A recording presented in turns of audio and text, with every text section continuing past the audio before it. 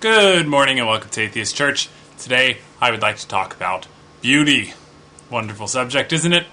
More specifically, I want to talk about a theist argument that I've heard that our appreciation of beauty proves that we have some attachment to the creator, to a creator of said beauty, and that we're admiring his work. Now, to give the argument some credence, I'll make it clear that they're not talking about the attraction we feel towards one another, which has a very obvious biological benefit and need.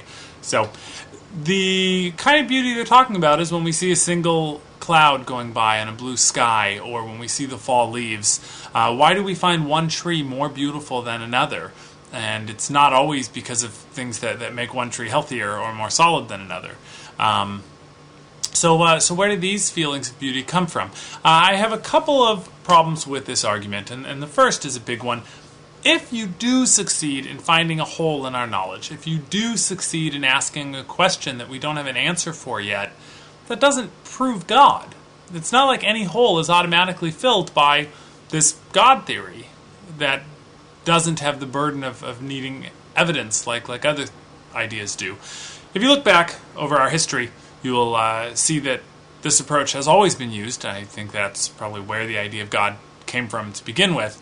When people got sick and we didn't know what was going on, it was once believed that they were possessed by demons, that they were cursed by God, that they had committed some sin, and they were treated accordingly.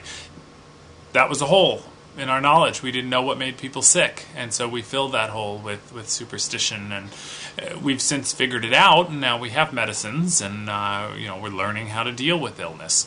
So let's reach a point where when we have holes in our knowledge, we just admit that we have a hole in our knowledge there. We say we don't know. And even if we have some theories, we say we don't know, but we have some rather interesting theories. And let's apply them and see how they stand up to the test of time and to the application of scientific method. With that said, this isn't a hole that doesn't have any theories to fill it. When it comes to our appreciation of beauty, there actually is a whole science behind that, and I will highly recommend a book called Survival of the Prettiest by Nancy L. Etkoff. Just a really, really fantastic look at our ideas of beauty, which are in us from the time we're infants, which seem to be universal between human beings. Wonderful experiments in there, going to really isolated communities of people and comparing their ideas of beauty to the ideas of beauty of people in Western culture and in Eastern culture. It's just amazing. So I highly recommend it. One thing that the book looks at is the fact that many of our ideas about what's beautiful are consistent between what we find attractive in a mate and what we find attractive in nature. Leonardo da Vinci discovered this golden ratio, which can be applied to the human face, it can be applied to things in nature, it can be applied to great works of art that we have found beautiful, and the composition of these pieces. It's a ratio that is attractive to us in a mate, and it's a ratio that we find attractive out in nature.